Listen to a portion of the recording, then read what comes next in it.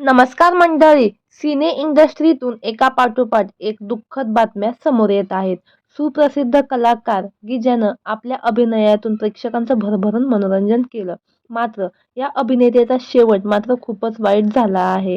आज पहाटे सुप्रसिद्ध अभिनेत्याचा दुःखद निधन झालं आहे. तर कोण आहे तो अभिनेता आणि काय आहे संपूर्ण माहिती जाणून घेऊ. तत्पूर्वी आपल्या सफर ताऱ्यांची या यूट्यूब चॅनलला सबस्क्राईब केलं नसेल तर नक्की करा, जेणेकरून मनोरंजन विश्वातील अशाच नवनवीन आणि ताज्या घडामोडी सगळ्यात आधी तुमच्यापर्यंत पोहोचतील.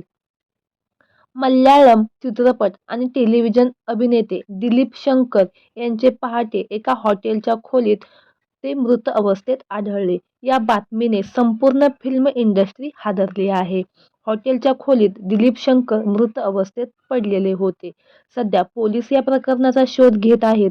एका शोच्या शूटिंगसाठी ते हॉटेलमध्ये थांबले होते. ते एका मालिकेचं शूटिंग करत होते.